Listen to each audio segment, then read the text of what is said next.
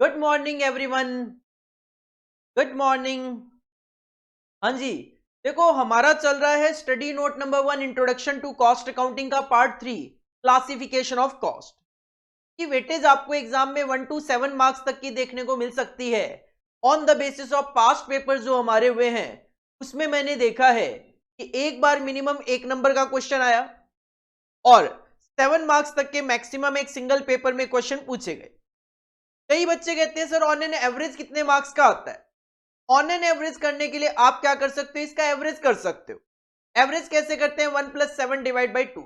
On an average you can say तो 4 number तक के क्वेश्चन हमें अपने एग्जाम में इस पार्ट में से देखने को मिल सकते। देखो अगर मैं बात करूं तो इसमें हमारे टॉपिक्स कितने हैं, तो सर टॉपिक्स है इसके अंदर टोटलिटी में 8, जिसमें से हमने ऑलरेडी 5 डिस्कस कर लिए। Classification by nature of expenses हमने डिस्कस कर लिया। Classification by relation to cost centre और कॉस्ट यूनिट हमने डिस्कस कर लिया। क्लासिफिकेशन बाय फंक्शंस हमने डिस्कस कर लिया। क्लासिफिकेशन बेस्ड ऑन बिहेवियर हमने डिस्कस कर लिया। ये 4 हमने फर्स्ट क्लास में डिस्कस कर लिए थे। सेकेंड क्लास में हमने classification based on cost for management decision making, ये लास्ट क्लास में हमने डिस्कस कर लिया था। अब हमारे 3 टॉपिक इसमें बचे हैं। पहला है classification by nature of production और प्रोसेस। सर एक ऑर्गेनाइजेशन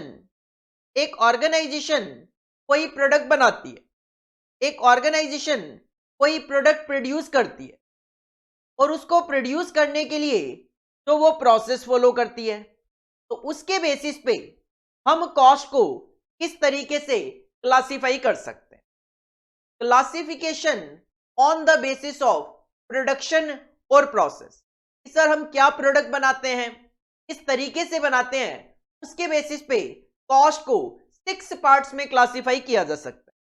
पहला है बैच कॉस्ट, सेकंड है प्रोसेस कॉस्ट, थर्ड है ऑपरेशन कॉस्ट, फोर्थ है हमारा ऑपरेटिंग कॉस्ट। ध्यान देना एक ऑपरेशन है और एक ऑपरेटिंग है, दोनों अलग अलग है।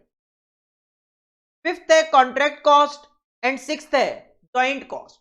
तो on the basis of nature of production और प्रोसेस कॉस्ट को 6 पार्ट्स में क्लासिफाई किया जा सकता है। Batch cost, process cost, operation cost, operating cost, contract cost और जॉइंट कॉस्ट।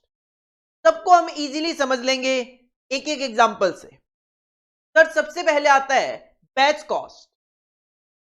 सबसे पहले आता है बैच कॉस्ट, और बैच कॉस्ट का अगर मैं सिंपल सी मैं बात करूं तो सर कॉस्ट का मतलब तो खर्चे होता ही है। कॉस्ट का मतलब होता है एक्सपेंसेस इनकर्ड। सर बैच, जब हम एक क्लास लेते हैं, एक क्लास में से एग्जांपल 50 स्टूडेंट्स बैठे हैं, मैं जब टीच कर रहा हूं, मान लो से एग्जांपल एक क्लास में 50 स्टूडेंट्स बैठे हैं, तो मैं क्या कहूंगा, मेरा ये जो बैच है इसमें 50 स्टूडेंट्स है। मतलब बैच का मतलब क्या होता है, बैच का मतलब होता है सिंपली ग्रुप। बैच का मतलब होता है सिंपली ग्रुप। अगर मैं कहता हूं 50 बच्चों का मेरा बैच है, तो ये क्या हो गया, group of students, group of students. और इसी तरीके से जब मैं एक साथ 50 यूनिट, 500 यूनिट, 5000 यूनिट बनाता हूं, तो उसको बोला जाता है batch, that is group of product. Batch costing क्या है, बैच कॉस्टिंग इंडिकेट करता है इस पूरे के पूरे ग्रुप की कॉस्ट को। अगर आप कहते हो सर हम एक बारी में 50 यूनिट बनाते हैं, हम एक बार मशीन को जब चलाते हैं तो 50 यूनिट बना लेते हैं, तो वो 50 यूनिट का आपका क्या है, एक बैच है। हम मार्केट से कोई भी मेडिसिन परचेज करके लाते हैं, अगर आप उसके पीछे देखते हो उस पे बैच कोड लिखा हुआ होता है, उस पे बैच कोड लिखा हुआ होता है। अगर मैं किसी शॉप पे जाता हूं और मुझे से एग्जांपल 20 टैबलेट चाहिए, मुझे से एग्जांपल 20 टैबलेट चाहिए किसी मेडिसिन की, और 10 टैबलेट की मान लो एक स्ट्रिप आती है, तो वो मुझे 2 देगा। अगर वो एक बॉक्स में से ही मुझे दोनों निकाल के देगा और मैं उस पे बैच कोड पढ़ूंगा, तो वो बैच कोड जो होगा वो दोनों पे सेम होगा।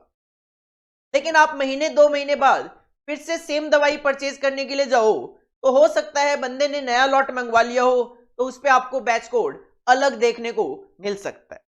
तो बैच कॉस्ट क्या है सर? एक ग्रुप ऑफ प्रोडक्ट की जो कॉस्ट इनकर होती है that is known as batch cost. तो बैच कॉस्ट या batch costing is the aggregate cost, मतलब total related to a cost unit. और यहां पे कॉस्ट यूनिट क्या है? आपका बैच। आप अगर एक बैच के लिए कॉस्ट कैलकुलेट कर रहे हो तो batch will be your cost unit. Cost unit की डेफिनेशन हम ऑलरेडी लास्ट पार्ट 2 में डिस्कस कर चुके हैं। Which consist of a group of similar articles which maintains its identity throughout one or more stages of production. अब simple सी बात है, मैंने कहा मैं 50 यूनिट बनाऊंगा एक साथ, तो ऐसा तो नहीं है कि कैलकुलेटर और पेन दोनों एक साथ बन जाएंगे सर। नहीं, 50 यूनिट एक साथ बनाने का मतलब एक ही तरीके के 50 पेन, एक ही तरीके के 50 पेन मैं बनाऊंगा। तो which consist of a group of similar article होंगे बिल्कुल same, which maintains its identity कि सर ये पेन है throughout one or more stages of production. Production की कई स्टेजेस होती है, प्रोडक्शन की कई स्टेजेस होती है, तो हर एक स्टेज पे प्रोडक्शन जो है वो सेम तरीके से आपका चलता रहेगा। इन this method the cost of a group of product is एसेटेड। जैसे मैं 50 बच्चों को एक साथ पढ़ा रहा हूं, मैं क्या कहूंगा? मैं कहूंगा ये लाइटिंग का मेरा खर्चा आया से एग्जांपल 5000 रुपए, लाइटिंग का खर्चा आया 5000। अब मैंने कह दिया 5000 रुपए लाइटिंग का मेरा खर्चा आया सर 50 बच्चों के लिए, एक के लिए तो नहीं बता रहा, 50 के लिए क्यूमुलेटिवली बता रहा हूं। तो वो क्या है, यहां पे हम प्रोडक्ट की कॉस्ट एक बैच के रूप में कैलकुलेट करते हैं, पूरे ग्रुप के लिए कैलकुलेट कर सकते हैं। यहां पे कॉस्ट यूनिट क्या होती है सर? कॉस्ट यूनिट यहां पे बैच होगा, एक बैच की कॉस्ट कैलकुलेट होगी। This method is applicable to general engineering factories. Engineering factories में नॉर्मली ये यूज होता है which produces components in convenient economical batches. Economical batches मतलब सर हम चैप्टर देखेंगे बैच कॉस्टिंग का आगे जाके। बैच कॉस्टिंग में हम इकोनॉमिकल बैचेस का कॉन्सेप्ट भी देखेंगे कि जैसे मैंने कहा भाई मैं एक बारी में 50 यूनिट बनाता हूं, मैं एक बारी में 50 यूनिट बनाता हूं, तो एक्चुअल में होता क्या है, एक बारी में 50 यूनिट बनाता हूं, इसका मतलब यह है सर आपको एक बार मशीन का सेटअप करना पड़ेगा, एक बार मशीन को पूरा सेट करना पड़ेगा उन 50 यूनिट को बनाने के लिए। जब वो 50 यूनिट बन जाएगी आपको उसको स्टॉक में रखना पड़ेगा। जब वो 50 यूनिट बन जाएगी आपको उसको स्टॉक के अंदर रखना पड़ेगा। तो सर इस सिचुएशन में होने वाला क्या है, मुझे मशीन को सेटअप जितनी बार करना पड़ेगा के अकॉर्डिंगली मेरी कॉस्ट इनकर होगी। जितनी यूनिट मैं बनाऊंगा उसके अकॉर्डिंगली मुझे स्टॉक रखना पड़ेगा। अकॉर्डिंगली होता क्या है, सेटअप से रिलेटेड सेटअप कॉस्ट होती है और स्टॉक से रिलेटेड कैरिंग कॉस्ट होती है।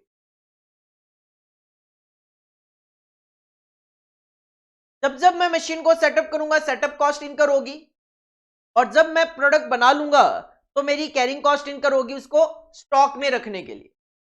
और होता क्या है, होता यह है कि सर ये जो दोनों कॉस्ट होती है वो एक दूसरे के बिल्कुल अपोजिट होती है।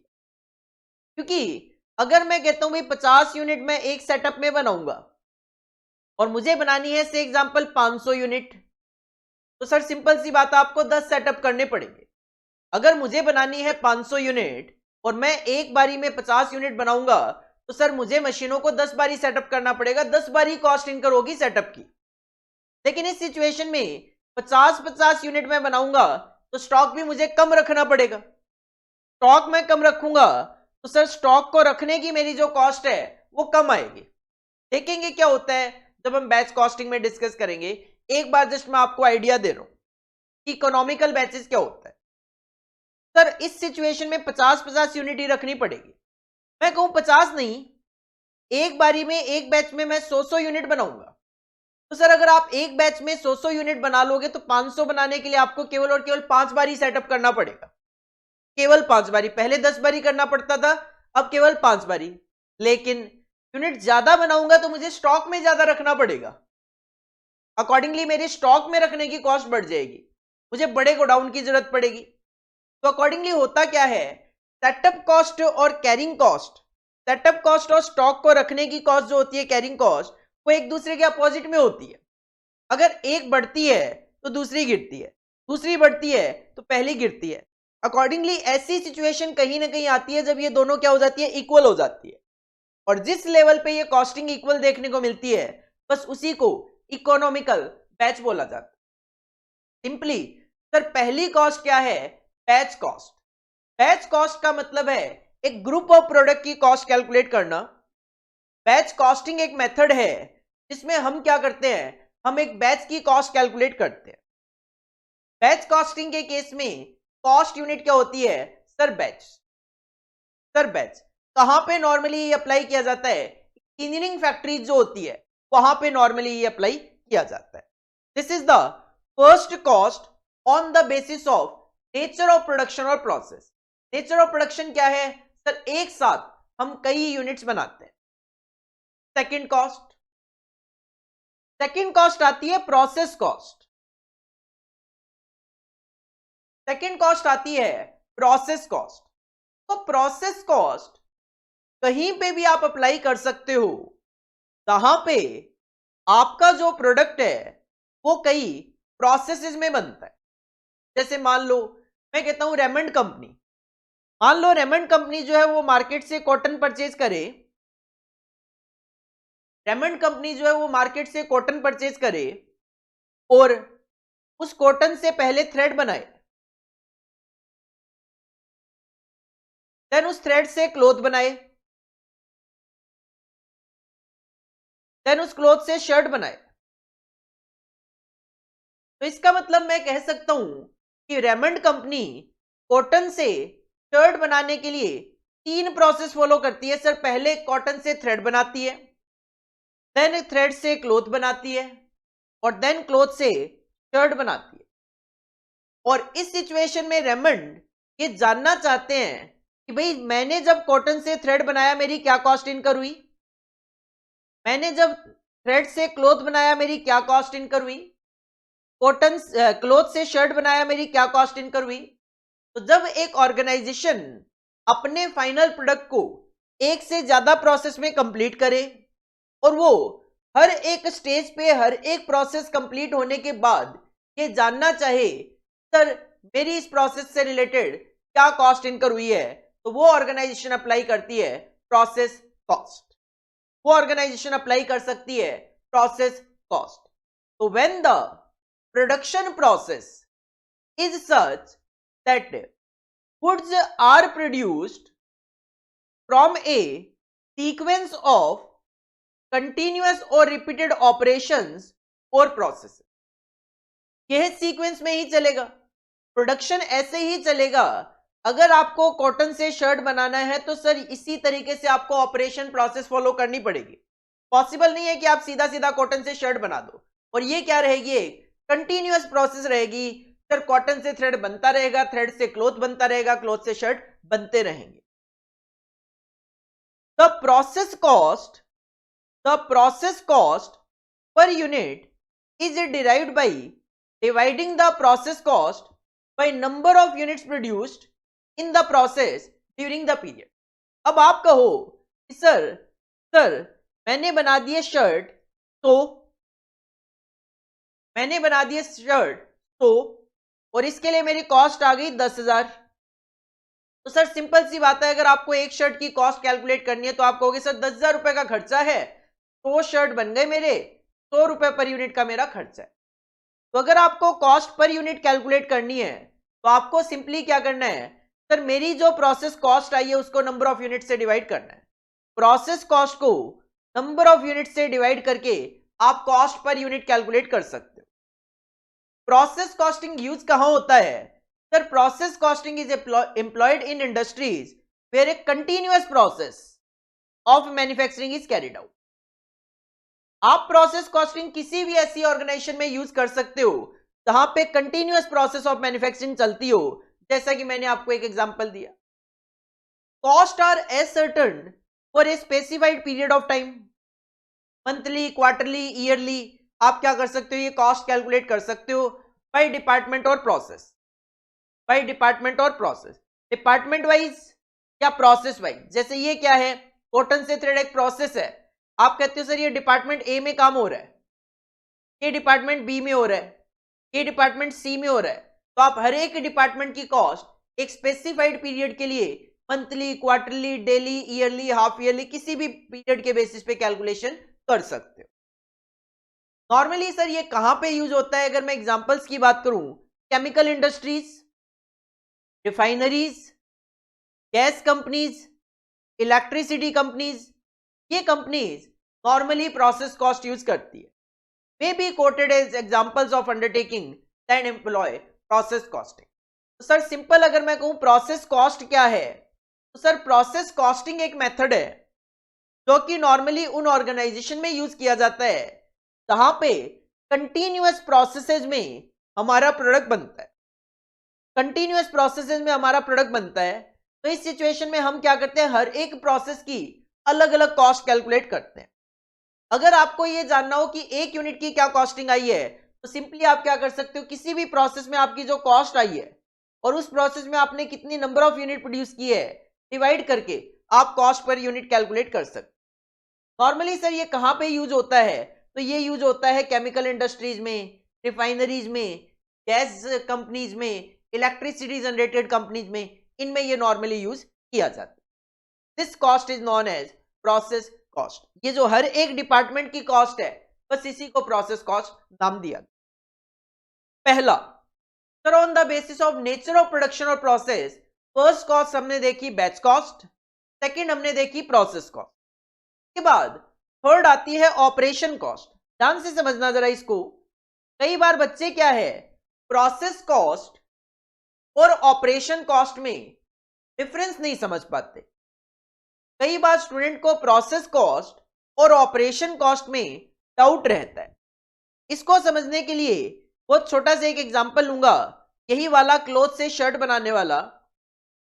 सर क्लॉथ से मुझे शर्ट बनाना है, मैं एक डिपार्टमेंट में ये काम कर रहा हूं, क्लॉथ से मुझे शर्ट बनाना है, मैं एक डिपार्टमेंट में ये काम कर रहा हूं, और इसके लिए मेरा जो खर्चा है वो है से एग्जांपल 10,000 रुपए। ठीक है सर, ये कौन सी कॉस्ट है, मैं एग्जांपल के अकॉर्डिंगली मैं कह रहा हूं ये प्रोसेस कॉस्ट है। बिल्कुल ठीक है सर, एक प्रोसेस की है हमने क्लॉथ से शर्ट बनाने की, और इसमें 10,000 रुपए का खर्चा इनकर हुआ है, तो ये सर प्रोसेस कॉस्ट है। ठीक है, आपने इस डिपार्टमेंट में कुछ काम किया और ये 10,000 रुपए का खर्चा आ गया। अब अगर इस चीज को मैं थोड़ा और डिटेल में बात करूं, तो सर जब क्लॉथ से शर्ट बनाया जाता है तो स्टिचिंग भी होती है, बटन्स भी लगाए जाते हैं, के बाद फिनिशिंग भी होती है। जो धागे वगैरह होते हैं, जो धागे वगैरह होते हैं उनकी कटिंग वगैरह भी अपने को करनी होती है। या क्लॉथ से शर्ट बनाने के लिए स्टिचिंग से पहले भी आप एक कटिंग भी डाल सकते हो कि सर पहले कटिंग होती है, स्टिचिंग होती है, बटन वगैरह लगते हैं, अकॉर्डिंगली फिनिशिंग वगैरह होती है। तो मतलब क्लॉथ को शर्ट में कन्वर्ट करने के लिए आपको ये काम करने हैं। ये जो इंडिविजुअल काम है, ये जो इंडिविजुअल काम है, इस इंडिविजुअल काम को ऑपरेशन बोला जाता है।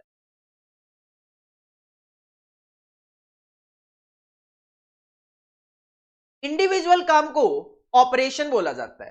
तो सर प्रोसेस क्या है, सर प्रोसेस तो एक डिपार्टमेंट का काम है, इस डिपार्टमेंट में जो भी खर्चा लगेगा वो प्रोसेस कॉस्ट है। लेकिन इस डिपार्टमेंट में इस प्रोसेस को करने के लिए जो भी आप काम कर रहे हो वो हर एक काम ऑपरेशन कहलाएगा। सर कटिंग का क्या खर्चा है वो ऑपरेशन कॉस्ट है, स्टिचिंग का क्या खर्चा है वो ऑपरेशन कॉस्ट है, बटन का क्या खर्चा है वो एक ऑपरेशन कॉस्ट है, फिनिशिंग का क्या खर्चा है वो एक ऑपरेशन कॉस्ट है। चारों को ऐड कर दूं सर ये पूरे डिपार्टमेंट की कॉस्ट, ये प्रोसेस कॉस्ट बन जाएगी। एग्जांपल के अकॉर्डिंगली बहुत इजीली समझ सकते हो। अब थ्योरेटिकली अगर मैं बात करूं तो operation cost is the cost of a specific operation. आप कहते हो सर कटिंग की कॉस्ट ये है, कटिंग की कॉस्ट है 1,000 रुपए, तो सर ये 1,000 रुपए operation cost involve in A production process. और ये किसका पार्ट होती है? ये किसी न किसी प्रोसेस का पार्ट होती है, किसी न किसी बिजनेस एक्टिविटी का पार्ट होती है। तो you can say sir process जो है वो एक वाइड वर्ड है, और उस प्रोसेस के लिए जो छोटे छोटे काम किए जाते हैं वो ऑपरेशन है। ऑपरेशन कॉस्टिंग में या ऑपरेशन कॉस्ट में कॉस्ट यूनिट क्या होगी? ऑपरेशन। सर हर एक ऑपरेशन की कॉस्ट अलग अलग कैलकुलेट होगी इंस्टेड ऑफ प्रोसेस। टोटलिटी में करके तो आप प्रोसेस में कन्वर्ट कर ही सकते।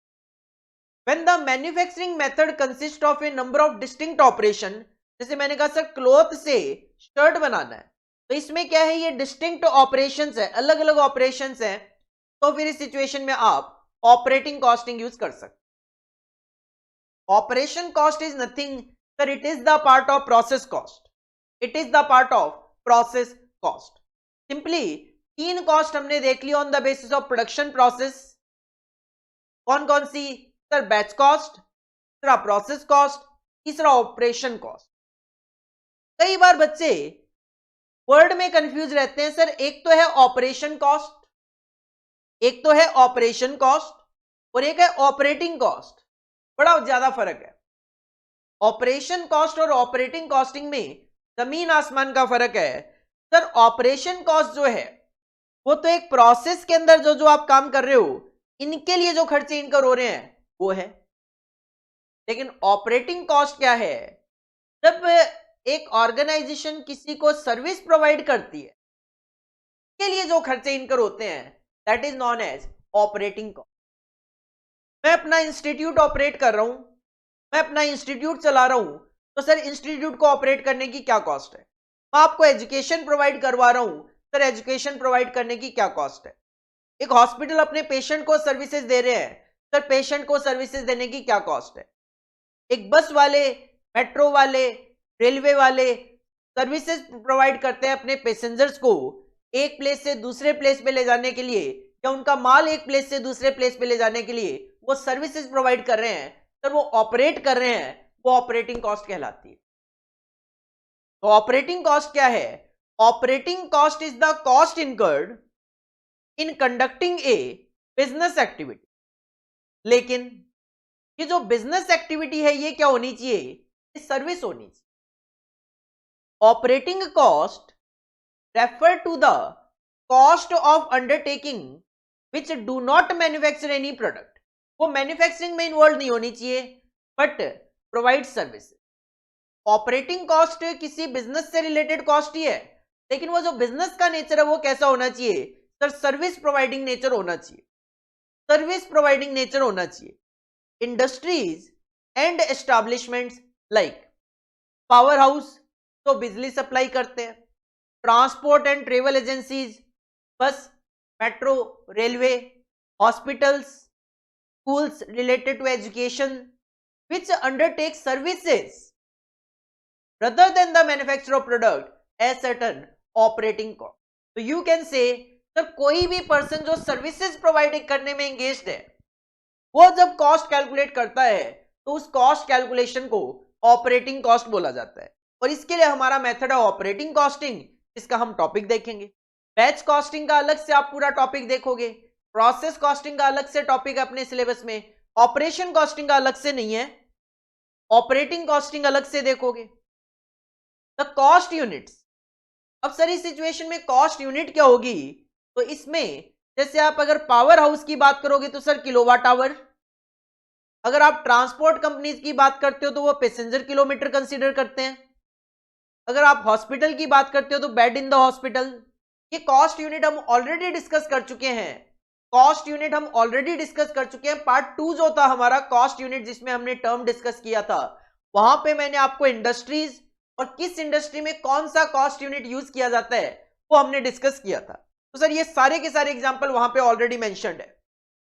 Operating costing method constitute a distinct type of costing, एक अलग तरीके की कॉस्टिंग है operating costing, but it may also be classed as a variant of process cost.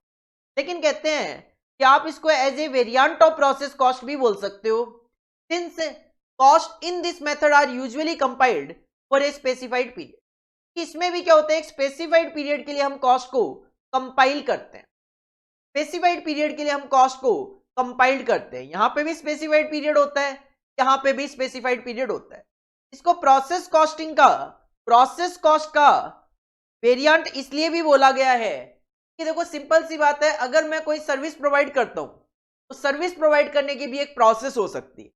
जैसे मैं आपको अगर टीच कर रहा हूं तो बिल्कुल ऐसा नहीं है कि भाई आप आके बैठ गए और मैंने पढ़ाना शुरू कर दिया। नहीं सर, इसकी भी एक प्रोसेस होती है। क्या प्रोसेस होती है? अगर मैं एजुकेशन प्रोवाइड कर रहा हूं आपको, सिंपल सी बात है, आप पहले हमारे इंस्टीट्यूट में से एग्जांपल आते हो। वर्चुअल क्लासेस की मैं बात करूं तो आप हमें सबसे पहले कांटेक्ट करते हो या फिर हमारी वेबसाइट, मोबाइल ऐप से जाके क्लासेस परचेज करते हो। ये हो गया पहला स्टेप। उसके बाद हमारी तरफ से आपको कोई कॉल या मैसेज आएगा कि हमें आपका ऑर्डर इस तरीके से रिसीव हुआ है।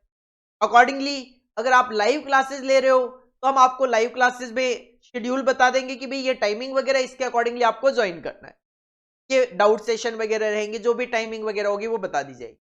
अगर आप हमारा गूगल ड्राइव पेन ड्राइव ले रहे हो तो उस सिचुएशन में हमारी प्रोसेस ये होगी, अगर आपने गूगल ड्राइव लिया है तो हम आपको लिंक सेंड करेंगे, इन्फॉर्म करेंगे आपको कि हमने आपको लिंक सेंड कर दिया। बाकी किसी तरीके का कोई इश्यू हो, these are the contact number जिन पे आप कॉन्टेक्ट कर सकते। अगर आपने पेन ड्राइव ली है तो हमारी प्रोसेस नेक्स्ट ये चलेगी कि हमें आपको पेन ड्राइव डिस्पैच करवानी है। देन हमें आपको एक फॉलोअप लेना है कि आपको किस तरीके की हमारी क्लासेस लग रही है और क्या हम उसके अंदर और इंप्रूवमेंट कर सकते हैं। अगर आपके पास कोई सजेशन है तो you can provide us. Accordingly exam से पहले रिवीजन क्लासेस हम आपको प्रोवाइड करवाते हैं। ये क्या है? ये पूरी की पूरी एक प्रोसेस है। मतलब सर्विस इंडस्ट्री में भी तो कई प्रोसेसेस में सर्विसेज प्रोवाइड की जाती है, जिसकी वजह से यू कैन से कि सर सर्विस कॉस्टिंग जो है, दैट इज ऑपरेटिंग कॉस्ट जो है, वो प्रोसेस कॉस्ट का ही एक वेरिएंट है।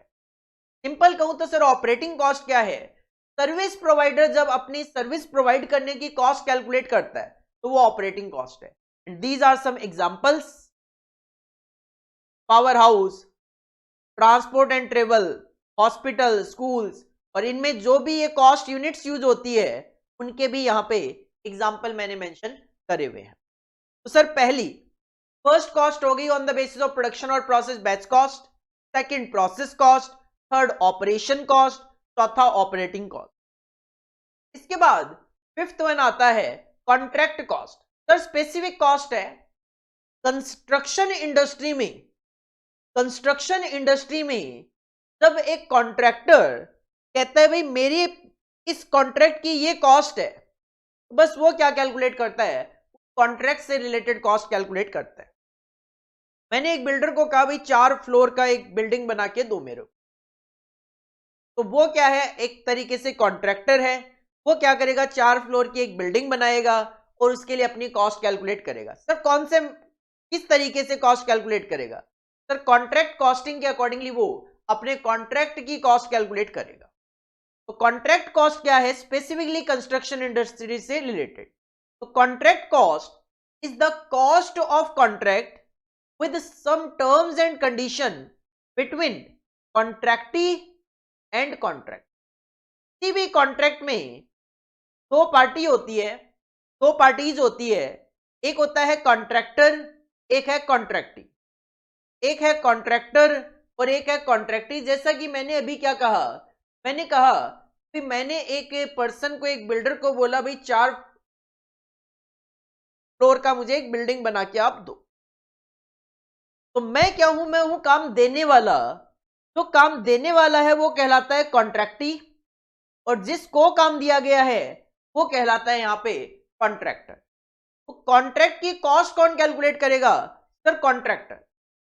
कि कहीं ना कहीं जब मैंने बिल्डर को बोला होगा भाई मुझे आप क्या करो 4 फ्लोर की ये बिल्डिंग बना दो, अकॉर्डिंगली मैंने उनको अपना स्पेसिफिकेशन बता दिया होगा और उसके अकॉर्डिंगली वो अपना प्राइस भी मुझे बता देंगे। तो मेरी हेडेक नहीं है।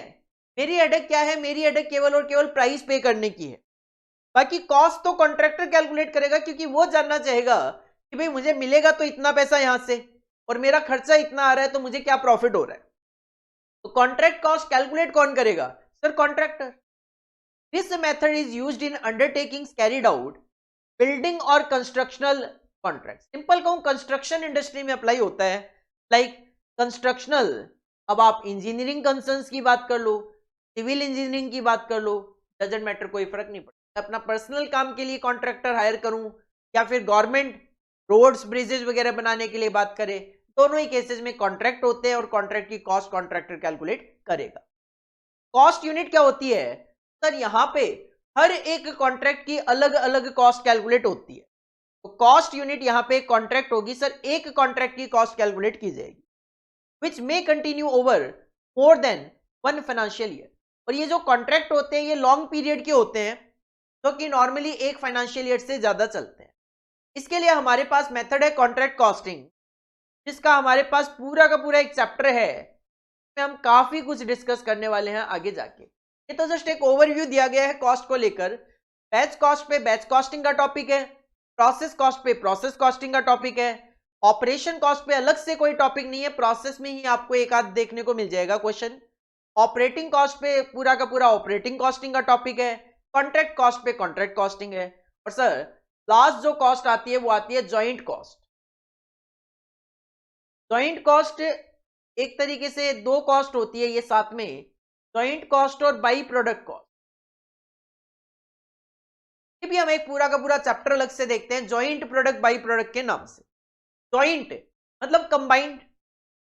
सर अगर आप एक प्रोसेस करो और उस एक ही प्रोसेस से एक से ज्यादा प्रोडक्ट अगर जनरेट कर दो, एक प्रोसेस आप करो प्रोसेस ए और उससे अगर आप एक से ज्यादा प्रोडक्ट जनरेट कर देते हो, इस सिचुएशन में इस प्रोसेस में मान लो 5 लाख रुपए का खर्चा आया, तो सर इसका मतलब प्रोडक्ट पी और क्यू दोनों के लिए 5 लाख रुपए का खर्चा है, दोनों के लिए 5 लाख रुपए का खर्चा है, कि 5 लाख रुपए इसके पॉइंट ऑफ व्यू से जॉइंट कॉस्ट कहलाएगी। बड़ा एक सिंपल से एग्जांपल मैं दूं, आपने क्या किया, आपने कॉटन से थ्रेड बनाया, आपने कॉटन से थ्रेड बनाया, थ्रेड से आपने क्लॉथ बनाया। अब क्या हुआ,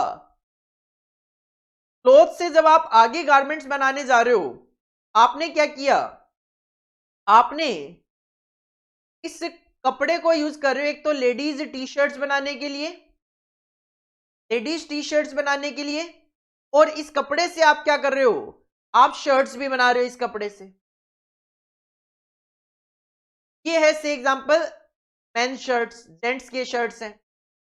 तो सर इसका मतलब कपड़ा तो एक ही है, लेकिन आप क्या करोगे, आप इस डिपार्टमेंट में दो तरीके के प्रोडक्ट बनाओगे, लेडीज टी शर्ट और जेंट्स के शर्ट्स। तो सर इस सिचुएशन में यहां तक का जो खर्चा है, मतलब कॉटन से थ्रेड और थ्रेड से क्लॉथ तक का मान लो 5 लाख रुपए का खर्चा आया, तो सर इसका मतलब I can say sir ladies T shirt और जेंट्स टी शर्ट में जो क्लॉथ है उसका खर्चा 5 लाख है, उसका खर्चा 5 लाख है। अब आप अगर लेडीज टी शर्ट की कॉस्ट निकालना चाहते हो, जेंट्स के शर्ट्स की कॉस्ट निकालना चाहते हो, तो आपको क्या करना पड़ेगा, इस 5 लाख रुपए की कॉस्ट को डिवाइड करना पड़ेगा लेडीज टी शर्ट और जेंट्स के शर्ट्स में, तभी तो आप इंडिविजुअली अलग अलग कॉस्ट कैलकुलेट कर पाओगे। तो सर जॉइंट कॉस्ट क्या है, जब जब आपकी कॉस्ट किसी प्रोसेस में कंबाइंड इनकर होती है और उसके बाद आप उससे अलग अलग प्रोडक्ट बना लेते हो, सर जो कंबाइंड कॉस्ट इनकर होती है, that combined cost is known as joint cost. Joint cost क्या है, joint cost are the common cost of facilities और services employed in the output of 2 or more simultaneously produced or otherwise closely related operations, commodities और services। मैंने आपको commodities के example दे दिए। Sir 5 lakh रुपए का खर्चा है मेरा यहां तक का, के बाद मैं लेडीज टी शर्ट और जेंट शर्ट इनसे बनाऊंगा। मैं अगर अलग अलग कॉस्ट जानना चाहूं कि भाई लेडीज टी शर्ट की क्या कॉस्ट है, जेंट्स शर्ट की क्या कॉस्ट है, तो मुझे पता होना चाहिए कि सर ये जो 5 लाख रुपए का मैंने खर्चा लगाया है कॉटन से क्लॉथ तक का, ये 5 लाख रुपए का खर्चा दोनों में कैसे बांटा जाए, कैसे बांटा जाए, इसके लिए तो हमारे पास पूरा चैप्टर है जॉइंट प्रोडक्ट बाई प्रोडक्ट। बात है सर जॉइंट कॉस्ट क्या होती है, तो ये कंबाइंड इनकर हुई है, सर ये जॉइंट कॉस्ट है। When A production process is such that from A set of same input, input तो सेम है, ये क्लॉथ सेम है दोनों के लिए, लेकिन 2 or more distinguishably different products are produced together। लेकिन मैं इससे क्या है, मैं सेम इनपुट से अलग अलग तरीके के प्रोडक्ट बनाऊंगा एक साथ एक डिपार्टमेंट में। Products of greater importance are termed as joint product. इस वर्ड को भी क्लियर करता हूं, यहां पे लिखा हुआ है products of greater importance are termed as joint product. ये जो प्रोडक्ट है ये दोनों जॉइंट प्रोडक्ट है। अब मान लो क्या होता है, जब आप क्लोथ से लेडीज टी शर्ट और जेंट्स के ये शर्ट्स बनाते हो, तो कटिंग के टाइम पे कुछ वेस्ट निकलेगा। कटिंग के टाइम पे वेस्ट निकलेगा। अब आप क्या करते हो, उस वेस्ट से कारपेट्स बना लेते हो, कारपेट्स बना के मार्केट में सेल करते हो। आपने इस वेस्ट को एज ए वेस्ट सेल ना करके आपने उस वेस्ट से कारपेट बना लिए और कारपेट बना के आप सेल करते हो। अब सिंपल सी बात है, देखो वेस्ट से जो कारपेट बनेंगे उनकी सेल वैल्यू कम होगी इन कंपैरिजन विद ये जो टी शर्ट्स और जेंट शर्ट बनेगी, कि ये तो मेन इनपुट से बन रहे हैं और ये वेस्ट से बन रहे हैं। तो वेस्ट से अगर आप कोई भी प्रोडक्ट जनरेट करोगे तो उसका जो सेल वैल्यू होगी, उसकी जो इंपॉर्टेंस होगी वो कम होगी। तो कहते हैं कि जो प्रोडक्ट्स होते हैं जिसकी इंपॉर्टेंस ज्यादा होती है, मतलब वैल्यू ज्यादा होती है, वो कहलाएंगे जॉइंट प्रोडक्ट। मेरे एग्जांपल में ladies T shirt, gents shirts, ये कहलाएंगे joint products. And products of minor importance are termed as by product. और ये जो आपने वेस्ट से कारपेट बनाए हैं ये कहलाएंगे यहां पे by product. And the cost incurred prior to the point of separation, prior to the point of separation मतलब अलग अलग होने से पहले, आर कोल्ड जॉइंट कॉस्ट। कहते हैं वो कॉस्ट जो कि प्रोडक्ट अलग अलग होने से पहले, प्रायर का मतलब पहले, सेपरेशन मतलब अलग अलग, ये प्रोडक्ट अलग अलग यहां पे हुए हैं कि सर यहां पे हमने इनको अलग अलग किया है लेडीज टी शर्ट और जेंट शर्ट्स में, इससे पहले ये एक साथ चल रहे थे। तो ये अलग अलग होने से पहले तक के जो खर्चे हैं दैट इज 5 लाख रुपए, ये कहलाएगी आपकी जॉइंट कॉस्ट। सर मैंने 3 प्रोडक्ट ले लिए, कौन कौन से, सर 5 लाख रुपए का खर्चा हुआ कॉटन से, थ्रेड से क्लोथ में। देन हमने क्लोथ से ladies T shirt gent shirts बनाए, वेस्ट जो जनरेट हुआ उससे carpet. Sir ladies T shirt और जेंट शर्ट्स मेरे एग्जांपल के अकॉर्डिंगली जॉइंट प्रोडक्ट, वेस्ट से कारपेट जो बनाया बाई प्रोडक्ट, और कॉटन से लेकर क्लोथ बनाने तक का ये जो खर्चा है 5 लाख रुपए, that is joint cost. For example petroleum industry जो है, जहां पे आप पेट्रोल देखते हो, डीजल देखते हो, कैरोसिन देखते हो, नाफ्था देखते हो, तार देखते हो, सारे सर सिंगल प्रोसेस में is produced jointly in the refinery process. इनके लिए एक ही प्रोसेस होती है, रिफाइनरी प्रोसेस। रिफाइनरी प्रोसेस से ही पेट्रोल भी बनता है, डीजल भी बनता है, नाफ्ता भी बनता है, कैरोसिन भी बनता है, तार भी बनता है। तो सर इसका मतलब रिफाइनरी प्रोसेस में जो कॉस्ट लगती है that cost is known as joint cost, that cost is known as joint cost. अगर कोई स्क्रैप जनरेट होता है, अगर कोई वेस्ट जनरेट होता है, उसको आप प्रोडक्ट में कन्वर्ट कर रहे हो, तो इसके लिए जो आप खर्चे लगाते हो that is known as by product cost. By product का मतलब स्क्रैप से कोई भी प्रोडक्ट बनाना वो बाई प्रोडक्ट है। अब उस स्क्रैप को प्रोडक्ट में कन्वर्ट करने का कुछ खर्चा तो लगेगा, सर वो by product cost. These are the 6 cost on the basis of production or process: batch cost, process cost, operation cost, operating cost, contract cost and joint cost. Done है, चलिए गुड। एक क्वेश्चन आया हमारे exam में दिसंबर 2018 में, और वो question क्या था, joint cost is suitable for, joint cost कौन सी इंडस्ट्री के लिए सुटेबल होती है, oil industry, fertiliser industry, ornament industry या इंफ्रास्ट्रक्चर इंडस्ट्री। तो सर हमने अभी अभी एग्जांपल्स में देखा है कि ये जो पेट्रोल इंडस्ट्री है, पेट्रोलियम इंडस्ट्री जो है, यहां पे जॉइंट कॉस्ट एप्लीकेबल होती है। मतलब your answer will be A, your answer will be A. Oil industry में जॉइंट कॉस्ट यूज होती है, ऑयल इंडस्ट्री में जॉइंट कॉस्ट यूज होती है। इसके बाद क्लासिफिकेशन के पॉइंट ऑफ व्यू से मैं बात करूं तो लास्ट क्लासिफिकेशन आता है classification of cost. Last classification आता है classification of cost on the basis of time. Time के बेसिस पे भी आप कॉस्ट को क्लासिफाई कर सकते, टाइम के बेसिस पे भी कॉस्ट को क्लासिफाई किया जा सकता है। सर एक हो सकती है हिस्टोरिकल कॉस्ट, तो कॉस्ट आप ऑलरेडी इनकर कर चुके हो, वो हिस्टोरिकल कॉस्ट है। एक हो सकती है प्री डिटरमाइंड कॉस्ट, अगर आप फ्यूचर के लिए कॉस्ट कैलकुलेट करने जा रहे हो तो वो कहलाती है प्री डिटरमाइंड कॉस्ट। आप प्री डिटरमाइंड कॉस्ट को फर्दर दो पार्ट में एनालाइज किया गया है, one is standard cost and one is estimated cost. Sir classification of cost on the basis of time की मैं बात करूं, it may be historical cost, it may be pre determined cost.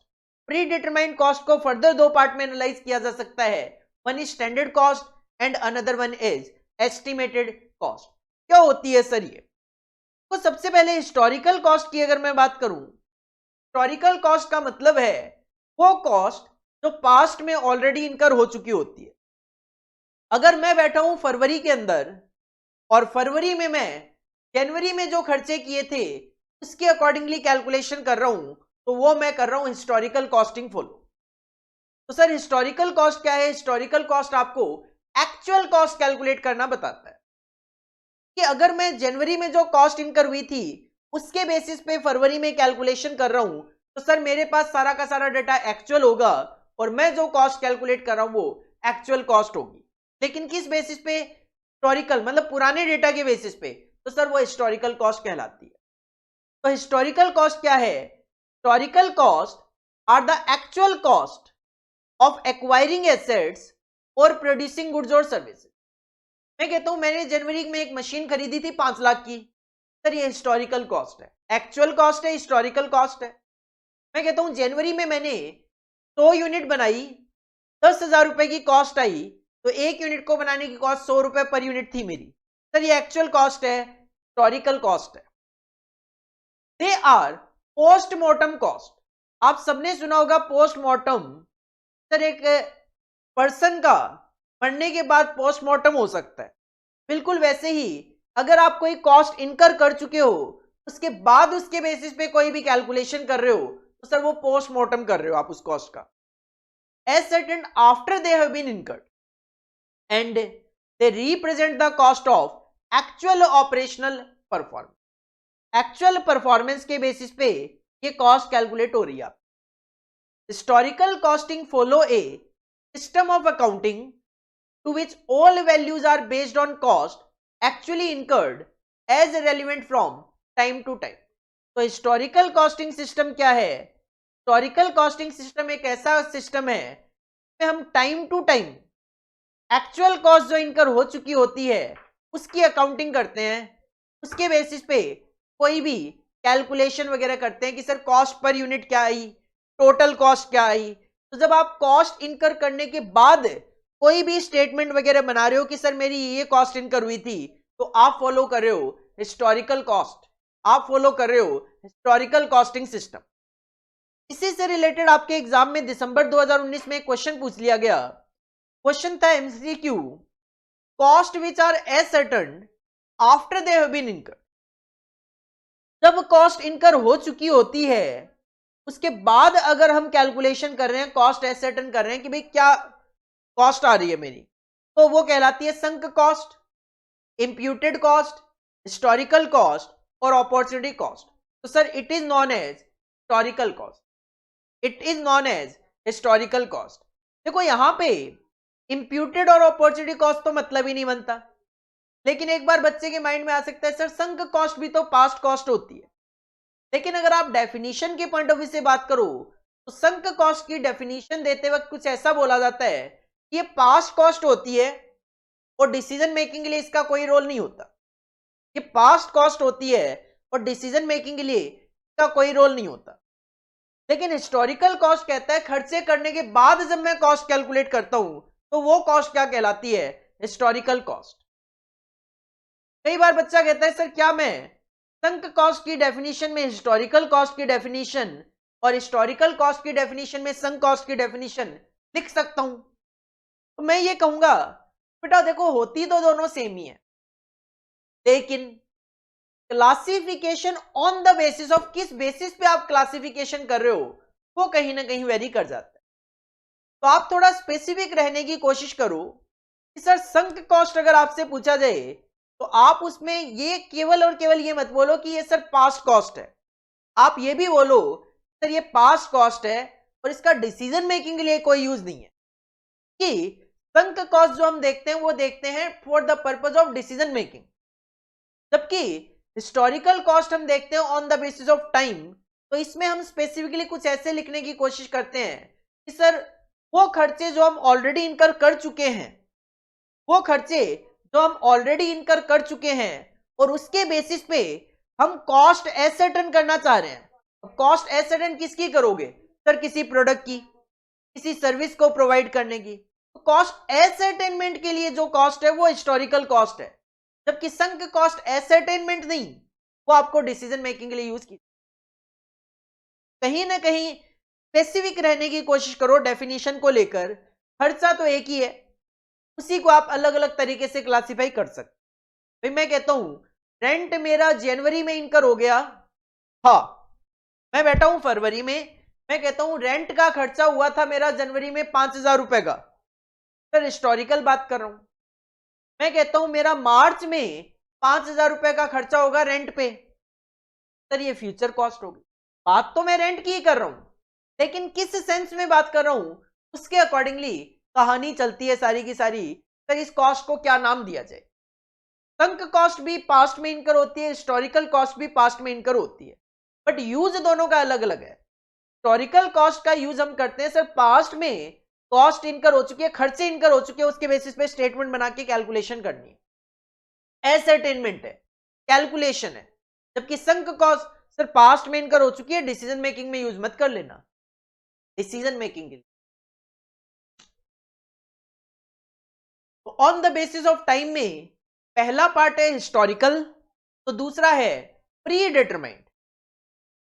नाम से ही क्लियर है, प्री मतलब पहले ही हम डिटरमाइन कर रहे हैं। मैं बैठा हूं फरवरी में, तो अगर मैं मार्च के लिए कोई भी कॉस्ट की कैलकुलेशन कर रहा हूं तो सर वो मैं एडवांस में कैलकुलेट कर रहा हूं, फ्यूचर के लिए कैलकुलेट कर रहा हूं, तो वो है प्री डिटरमाइंड कॉस्ट, वो है प्री डिटरमाइंड कॉस्ट। तो प्री डिटरमाइंड कॉस्ट क्या होती है sir? Predetermined cost for a product are computed in advance.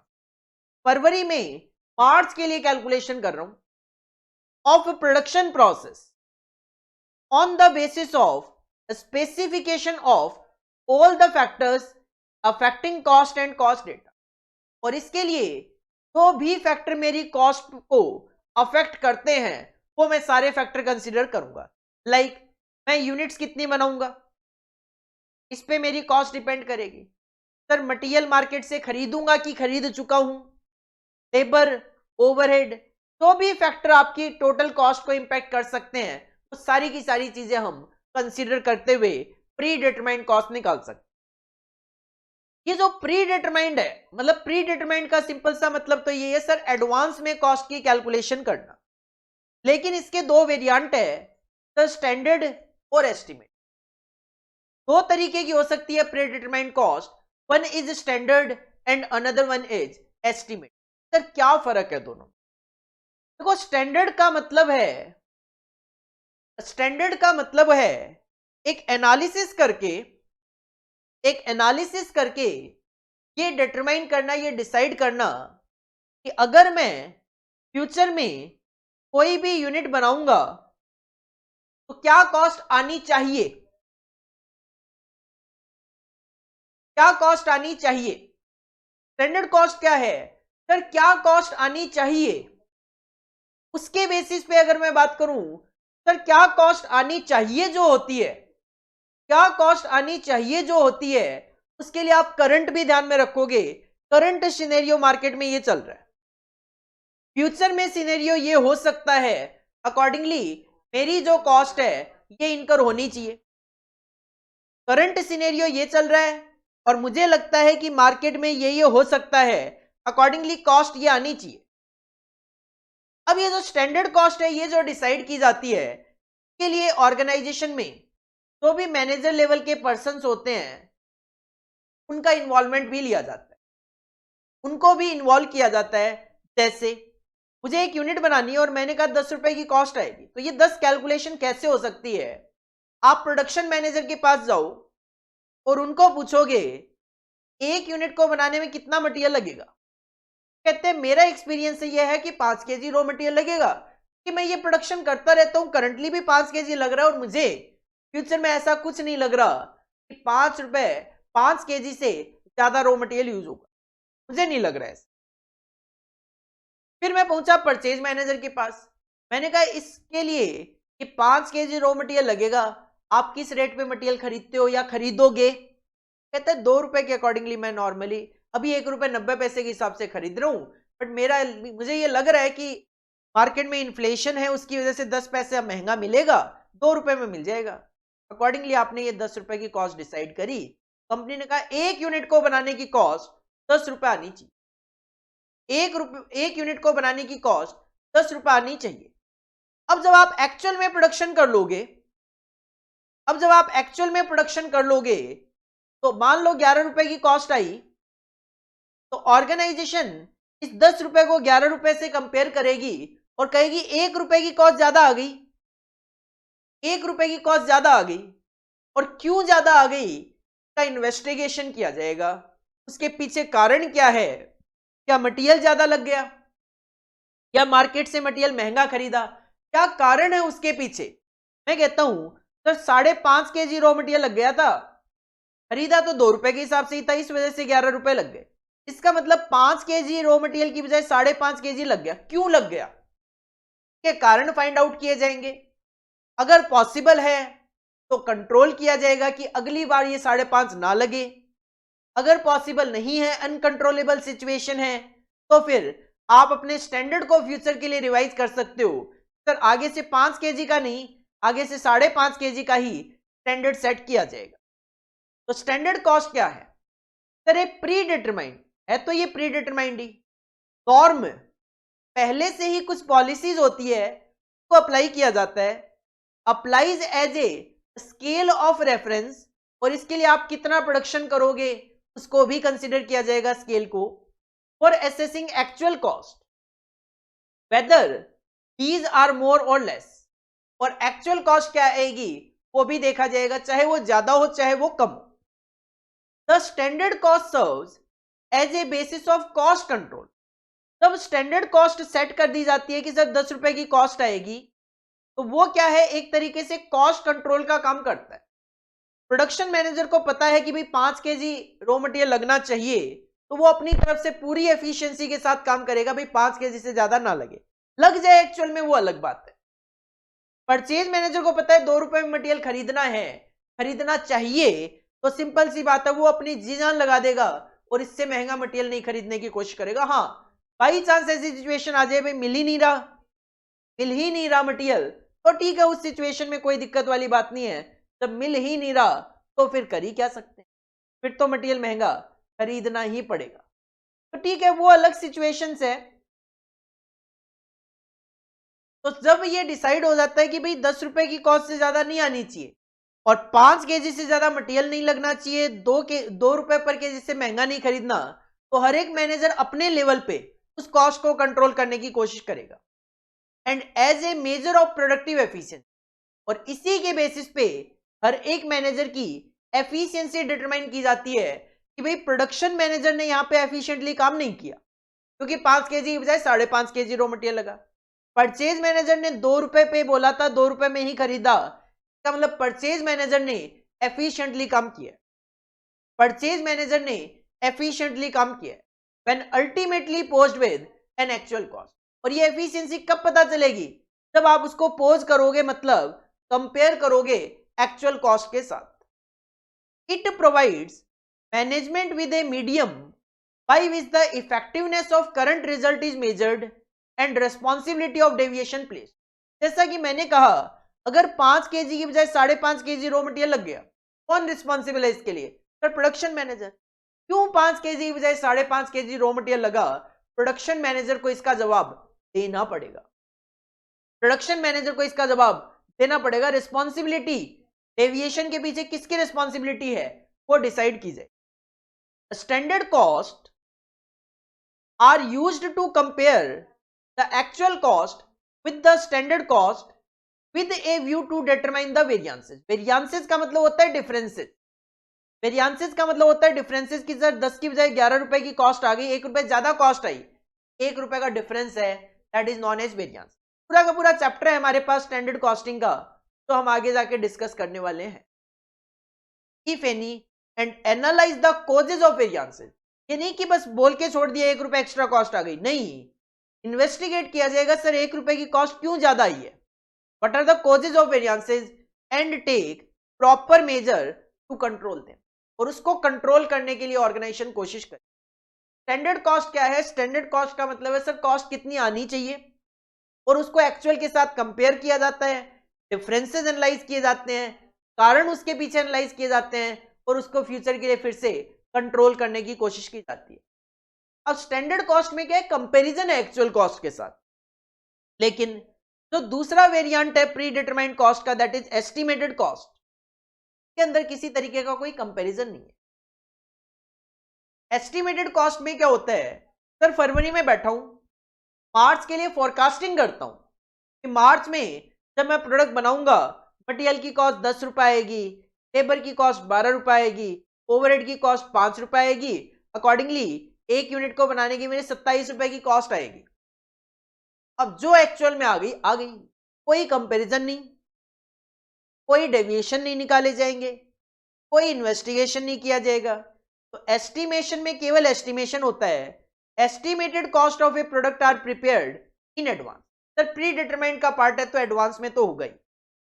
Prior to the performance of operation और even before the acceptance of sale order. Simple sir in advance है। अगर आप कहते हो predetermined तो सिंपल सी बात है, स्टैंडर्ड हो चाहे एस्टिमेटेड दोनों ही एडवांस में कैलकुलेट होती है। फर्क क्या है main? Estimated cost is found with specific reference to product in question and the activity level of the plant. Standard costing में ऐसा भी नहीं है भाई आपको 10,000 यूनिट के लिए ही मुझे स्टैंडर्ड बनाना है, नहीं, आप 1 के लिए बनाओ, 5 के लिए बनाओ, 50 के लिए बनाओ, डजंट मैटर। लेकिन एस्टिमेटेड कॉस्ट जो है वो एक्टिविटी लेवल के अकॉर्डिंगली बनाया जाता है। सर 10 यूनिट बनाऊंगा तो ये कॉस्ट आएगी, 100 बनाऊंगा तो ये आएगी, 1000 बनाऊंगा तो ये आएगी। It has no link with actual and hence it is assumed to be less accurate than the standard cost. निकाल के छोड़ दोगे और किसी तरीके का कोई कंपैरिजन एक्चुअल के साथ करना ही नहीं है, सर इंपॉर्टेंस क्या रह जाएगी? कहीं ना कहीं स्टैंडर्ड कॉस्ट जो है वो ज्यादा इंपॉर्टेंट है in comparison with estimated cost, जिसकी वजह से स्टैंडर्ड कॉस्टिंग पे पूरा का पूरा टॉपिक है, हालांकि एस्टिमेटेड कॉस्टिंग नाम का कोई चैप्टर नहीं। तो on the basis of time अगर हम बात करें तो सर कैटेगरी है 2 हिस्टोरिकल और प्री डिटरमाइंड, और प्री डिटरमाइंड में भी फर्दर 2 पार्ट किए गए, स्टैंडर्ड और एस्टिमेटेड कॉस्ट। स्टैंडर्ड और एस्टिमेटेड कॉस्ट क्वेश्चन आए एग्जाम में जून 2017 में एक ट्रू फॉल्स क्वेश्चन आया हमारे एग्जाम में। क्वेश्चन क्या था? Standard cost are cost that are estimated cost. क्या स्टैंडर्ड कॉस्ट एस्टिमेटेड कॉस्ट होती है? सर नहीं, एस्टिमेटेड कॉस्ट वर्ड यूज नहीं कर सकते, प्री डिटरमाइंड वर्ड यूज कर सकते। That are likely in the future production period. Sir ये फॉल्स है कि हमें पता है कि स्टैंडर्ड कॉस्ट और एस्टिमेटेड कॉस्ट 2 अलग अलग वर्ड्स है।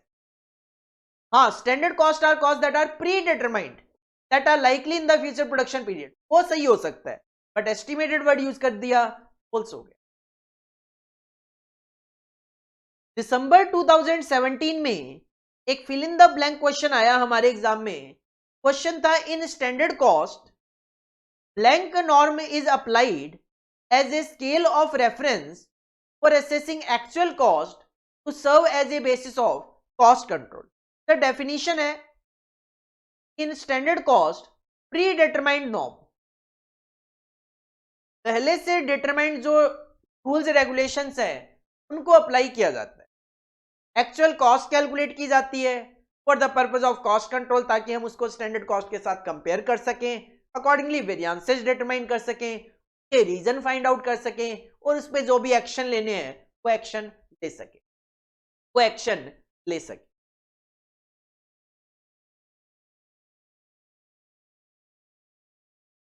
के बाद लास्ट जो टॉपिक है पार्ट 3 क्लासिफिकेशन ऑफ कॉस्ट में, that is techniques of costing. Techniques of costing, sir techniques की अगर मैं बात करूं तो टेक्निक्स जो होती है कॉस्टिंग में वो यूज की जाती है, कोई टेक्निक डिसीजन मेकिंग के लिए यूज की जाती है, कोई टेक्निक कॉस्ट कंट्रोल के लिए यूज की जाती है।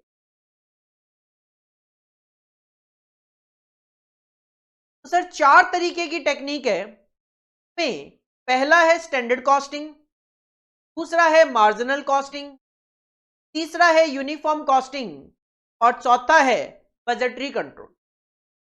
चौथा है बजटरी कंट्रोल। ये 4 तरीके की टेक्निक्स हमारे सिलेबस में गिवन है और इस सीक्वेंस में जो पहली कॉस्टिंग है स्टैंडर्ड कॉस्टिंग, सर इस पे अभी हम जिक्र कर तो रहे थे। स्टैंडर्ड कॉस्ट के लिए जो टेक्निक यूज की जाती है वो स्टैंडर्ड कॉस्टिंग है।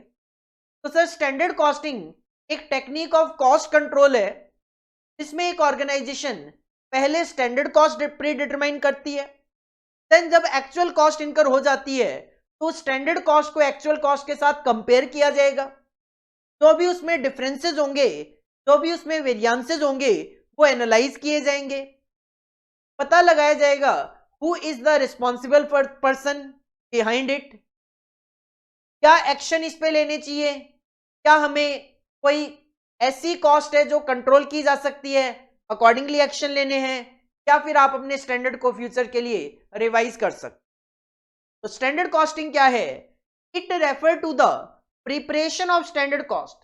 सबसे पहले इसमें स्टैंडर्ड कॉस्ट प्रिपेयर की जाती है, स्टैंडर्ड कॉस्ट कैलकुलेट की जाती है, and applying them to measure the variation, then actual के साथ कंपेयर करके वेरिएशन निकाले जाते हैं from standard cost and analysing the variations with a view to maintain maximum efficiency in production। Purpose क्या है? एफिशिएंसी मेंटेन करना, maximum to maximum efficiency maintain करना, अचीव करना, cost control technique. Actual cost को compare किया जाएगा with the predetermined cost that is standard के साथ, और जो भी वेरिएंसेस होंगे, डेविएशन होंगे, वो नोट डाउन किए जाएंगे, सर ये डिफरेंसेस हैं। Thereafter the reason for the variances are ascertained. Sir क्यों डिफरेंस आए जो हमने स्टैंडर्ड सेट किया था उसमें और एक्चुअल कॉस्ट में, और इसके बाद necessary steps are taken to prevent their recurrence. और अगर हमारी गलती से कोई कॉस्टिंग ज्यादा ही है तो वो गलती फ्यूचर में ना हो। It is a technique of cost control, ये टेक्निक है। सर पूरा का पूरा एक चैप्टर है स्टैंडर्ड कॉस्टिंग को लेकर। स्टैंडर्ड कॉस्टिंग में सिंपल यही कहूंगा, सर पहले स्टैंडर्ड प्रिपेयर किए जाते हैं, एक्चुअल कॉस्ट इनकर हो जाती है, वो फाइंड आउट कर ली जाती है, देन स्टैंडर्ड को एक्चुअल के साथ कंपेयर कर लिया जाता है, दोनों में डिफरेंस निकाल लिए जाते हैं, डिफरेंस क्यों है कारण फाइंड आउट कर लिए जाते हैं, देन उन कारणों के अकॉर्डिंगली रेमेडियल जो एक्शन लेने हो वो एक्शन लिए जाते हैं। सेकेंड जो टेक्निक आती है सर वो आती है marginal costing. Marginal costing technique है डिसीजन मेकिंग टेक्निक है। आपने अगर मेरी लास्ट क्लास देखी हो तो हमने उसमें डिसीजन मेकिंग के लिए जो क्लासिफिकेशन ऑफ कॉस्ट था वो देखा था, और उसमें मार्जिनल कॉस्ट आया था। मैंने आपको कहा भी था कि मार्जिनल कॉस्ट क्या होता है। अगर आप 10 यूनिट की बजाय 11 यूनिट बनाते हो, मतलब एक एडिशनल यूनिट बनाते हो, एक एडिशनल यूनिट को बनाने की वजह से आपका जो एडिशनल कॉस्ट इनकर होती है, that cost is known as marginal cost. Prime cost plus variable overhead जो होते हैं तो सर मार्जिनल कॉस्ट कहलाती है, और ये मार्जिनल कॉस्ट यूज की जाती है डिसीजन मेकिंग के लिए। और जब हम मार्जिनल कॉस्ट को डिसीजन मेकिंग के लिए यूज करते हैं तो बस वही टेक्निक कहलाती है मार्जिनल कॉस्टिंग टेक्निक। तो it refer to the ascertainment of marginal cost मेरे एग्जांपल के अकॉर्डिंगली 8 रुपए, by differentiating between fixed cost and variable cost and the effect on profit of the changes in volume और type of output. मेरे example के accordingly ये क्या है, ये है मार्जिनल कॉस्ट। मार्जिनल कॉस्ट का कॉन्सेप्ट ये कहता है भाई हम फिक्स्ड कॉस्ट और मार्जिनल कॉस्ट वेरिएबल कॉस्ट को अलग अलग कर लेते हैं, और जब हम स्टॉक का वैल्यूएशन करते हैं तो वो केवल और केवल वेरिएबल कॉस्ट पे किया जाता है, फिक्स्ड कॉस्ट को हम स्टॉक वैल्यूएशन के लिए यूज नहीं करते। It means it follow the, का मतलब ये बिहेवियर वाइज क्लासिफिकेशन को फॉलो करते हैं, क्योंकि बिहेवियर वाइज क्लासिफिकेशन आप जाके रिवाइज करेंगे तो 3 तरीके की cost, variable cost, fixed cost, semi variable cost. In this case only the variable cost are charge to products or operation.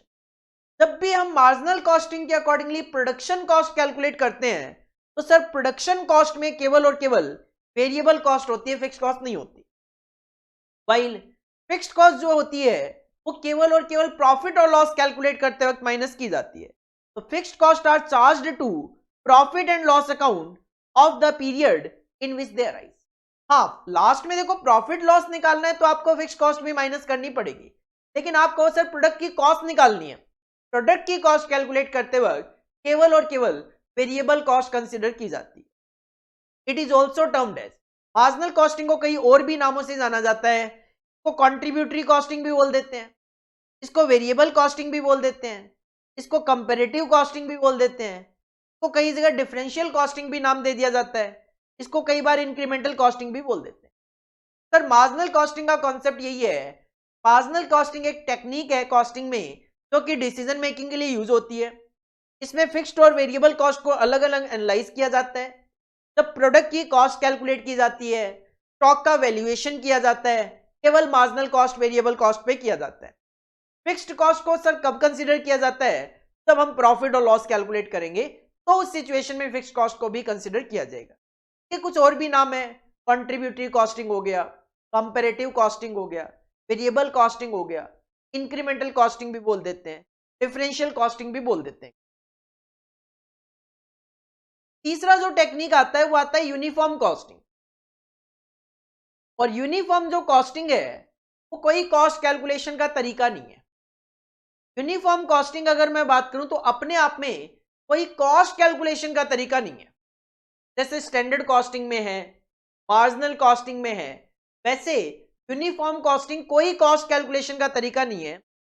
Uniform costing उस सिस्टम को बोला जाता है जब एक इंडस्ट्री में कई कंपनियां कॉस्टिंग को रिकॉर्ड करने का सेम सिस्टम फॉलो करें। या मैं सिंपल कहूं सर, कॉस्टिंग के सेम प्रिंसिपल्स अगर एक इंडस्ट्री में कई कंपनीज यूज करें, या मैं कहूं से एग्जांपल रिलायंस है, रिलायंस की कई कंपनियां हैं मान लो, और हर एक कंपनी में वो सेम कॉस्टिंग प्रिंसिपल्स अगर यूज करें तो कहा जाता है कि भाई रिलायंस जो है वो यूनिफॉर्म कॉस्टिंग फॉलो कर रही है। यूनिफॉर्म मतलब same type of principles, same principles of costing are used in various companies under the same management या इन वन इंडस्ट्री। तो उस सिस्टम को नाम दे दिया गया जस्ट एक uniform costing. Sir uniform costing क्या है? Uniform costing may be defined as the application and use of the same costing principle. Same costing principle and procedures by different organizations under the same management या फिर on a common understanding between members of an association. You can say sir एक industry में कई companies same costing principle follow करें, या एक company की कई कंपनियां, जैसे रिलायंस है, रिलायंस की कई कंपनियां हैं भाई, रिलायंस जियो भी है, रिफाइनरीज भी है, ग्रोसरी वगैरह भी है, डिजिटल भी है, तो अगर वहां पे सेम कॉस्टिंग प्रिंसिपल फॉलो किया जाए तो we can say uniform costing follow हो रहा है। It is thus not a separate technique or method. ये कोई टेक्निक या मेथड नहीं है अपने आप में, क्योंकि ये कोई कॉस्ट कैलकुलेट नहीं करता। It simply denotes a situation. तो ये क्या है सर? ये एक सिचुएशन है in which a number of organisations may use the same costing principles in such a way to produce costs which are of the maximum comparability. अब होगा क्या, जब यूनिफॉर्म कॉस्टिंग फॉलो किया जाएगा सर कंपैरिजन अच्छा होता है। अगर मैं अपने हिसाब से कॉस्टिंग फॉलो करूं, आप अपने हिसाब से करोगे, सर दोनों में कंपैरिजन करने में काफी दिक्कतें आएगी।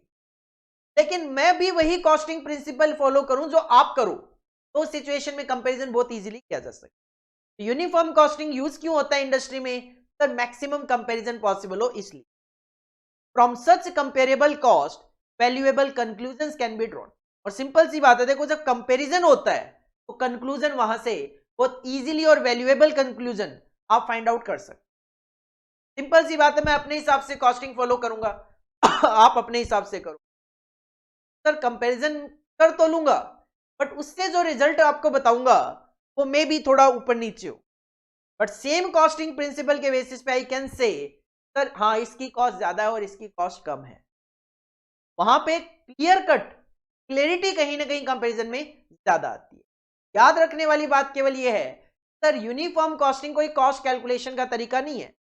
सिंपली अगर मैं कहूं तो ये कोई मेथड या टेक्निक कॉस्ट कैलकुलेशन की तो नहीं है। ये एक सिचुएशन को इंडिकेट करता है जहां पे एक इंडस्ट्री में कई ऑर्गेनाइजेशन या अंडर द सेम मैनेजमेंट कई कंपनी जो होती है वो सेम कॉस्टिंग प्रिंसिपल फॉलो कर रही होती है। और लास्ट जो आता है technique of costing, that is budgetary control. Budgetary control काफी कुछ स्टैंडर्ड कॉस्टिंग की तरह ही होता है, बस इसमें क्या होता है, इसमें एक ऑर्गेनाइजेशन बहुत सारे बजट बनाती है। लाइक सर अगले महीने कितना प्रोडक्शन करूंगा, उस प्रोडक्शन के लिए मटेरियल की क्या कॉस्टिंग आएगी, उस प्रोडक्शन के लिए लेबर की क्या कॉस्टिंग आएगी, उस प्रोडक्शन के लिए रॉ मटेरियल कितना यूज करूंगा। ये सारी चीजों के अलग अलग बजट बनाए जाते हैं।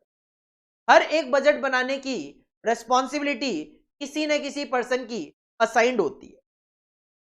It is a technique of costing in which first of all budgets are prepared.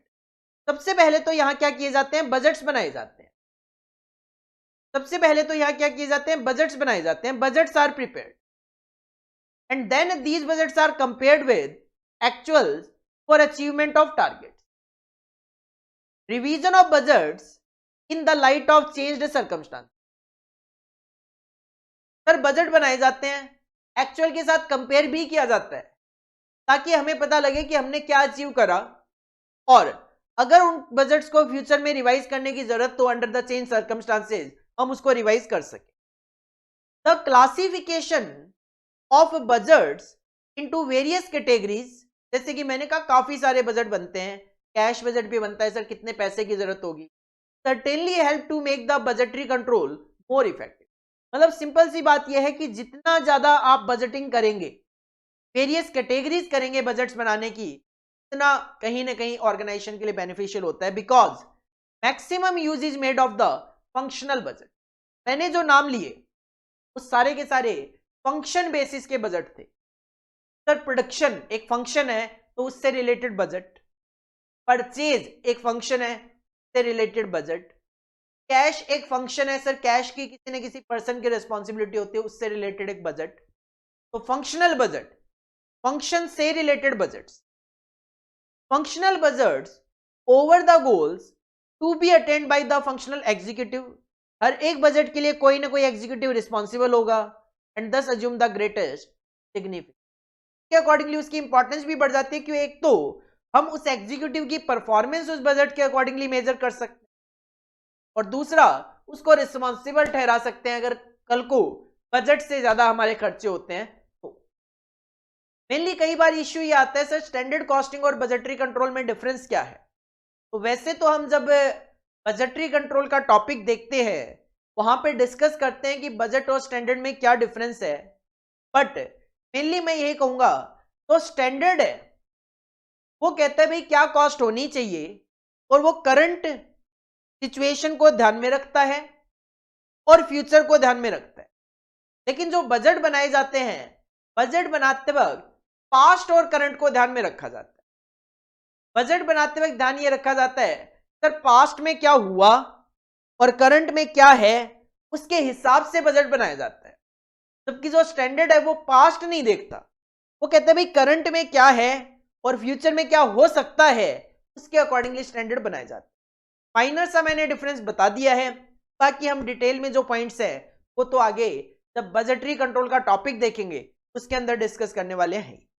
These are the 4 techniques of costing. Standard costing पूरा चैप्टर है अपने पास, मार्जिनल कॉस्टिंग सर पूरा चैप्टर है अपने पास, यूनिफॉर्म कॉस्टिंग भी एक टॉपिक हम आगे जाके डिस्कस करेंगे, स्टैंडर्ड कॉस्टिंग में ही गिवन है स्टडी मटेरियल के अंदर, मैं अलग से करवाऊंगा। लेकिन ये अपने स्टैंडर्ड कॉस्टिंग के अंदर जस्ट डेफिनेशंस वगैरह एक क्वेश्चन है शायद वहां पे, वो हम डिस्कस करेंगे। और बजटरी कंट्रोल सर पूरा का पूरा एक टॉपिक है।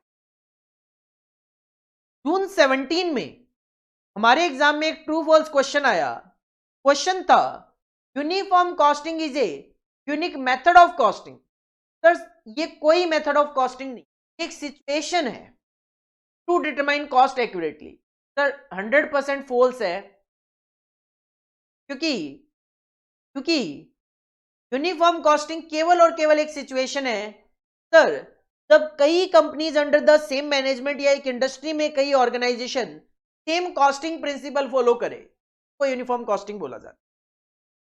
दिसंबर 18 में एक ट्रू फॉल्स क्वेश्चन आया, marginal costing follow the identifiability wise classification of cost. Sir नहीं, marginal costing behaviour wise classification जो है वो फॉलो करता है। ये स्टेटमेंट भी फॉल्स है कि वेरिएबल फिक्स्ड को अलग अलग करता है, अकॉर्डिंगली वो क्लासिफिकेशन था बिहेवियर वाइज। दिसंबर 17 का क्वेश्चन है, marginal costing technique follow the following basis of classification. Sir अभी तो मैंने बताया बिहेवियर वाइज, तो आंसर होगा आपका सी, बिहेवियर वाइज। एक ही क्वेश्चन है, ट्रू फॉल्स में पूछा, फिर उसी को एमसीक्यू फॉर्मेट में डाल के रख दिया। This is all about our part 3 classification of cost, part 3 classification of cost of study note number 1 introduction to cost account. तो इसको आप रिवाइज कीजिए। में 7 तो क्लासिफिकेशन है on the basis of nature of expense, on the basis of relation to cost centre, on the basis of functions, on the basis of behaviour, management decision making, production process और time के basis पे। और finally इसके अंदर 4 techniques जो है वो भी डिस्कस की गई है। हालांकि इसमें जो आपने टर्म्स देखी है सारी की सारी टर्म्स पूरे कॉस्ट अकाउंटिंग में आगे आपको देखने को मिलेगी। कुछ चीजें आपको बहुत डिटेल में, लाइक अगर मैं बात करूं तो आपने जो प्रोडक्शन प्रोसेस के बेसिस पे बात करी आज कॉस्ट की, हर एक पे अपने पास पूरे पूरे चैप्टर हैं। टेक्निक ऑफ कॉस्टिंग सर हर एक पे अपने पास पूरे पूरे टॉपिक्स हैं। बाकी जो आपने कॉस्ट का क्लासिफिकेशन देखा है सर, ये जो कॉस्ट है कहीं पे भी इनका टर्म यूज कर लिया जाएगा, वर्ड यूज कर लिए जाएंगे और अपने को उस टाइम पे पता ही नहीं होता कि ये है क्या। कहीं ना कहीं यहां से आप क्लैरिटी लेके जाओगे आगे तो आपको क्वेश्चंस को समझने में बहुत आसानी होगी। कहीं पे भी कोई भी टर्म लिखा हुआ होगा हिस्टोरिकल कॉस्ट, आप इजीली समझ जाओगे सर क्वेश्चन कहना क्या चाहता है। संक कॉस्ट सर आप क्वेश्चन को देखते ही आइडिया लगा लोगे क्वेश्चन किस बात कर रहा है। संक का मतलब है पास्ट में जो इनकर हो चुके हैं डिसीजन में कोई यूज नहीं। मार्जिनल कॉस्ट क्वेश्चन चाहता क्या है, करवाना क्या चाह रहा है, क्या देना चाह रहा है मुझे। कि मेन दिक्कत क्या है प्रैक्टिकल्स में क्वेश्चन समझ में नहीं आता, और क्वेश्चन को समझने के लिए तो टर्म्स अपने को पता होना चाहिए। इसी वजह से इंट्रोडक्शन टू कॉस्ट अकाउंटिंग जो है वो मैं कह सकता हूं आपके लिए एग्जाम पॉइंट ऑफ व्यू से तो रेलिवेंट है ही। एग्जाम पॉइंट ऑफ व्यू से तो आप 10 से 15 नंबर तक के क्वेश्चन एक्सपेक्ट कर ही सकते हो, बट आगे के पूरे सिलेबस को अंडरस्टैंड करने के लिए ये आपके लिए काफी हेल्पफुल होगा। This is all about for today class. मिलते हैं नेक्स्ट क्लास में। Thank you, bye bye.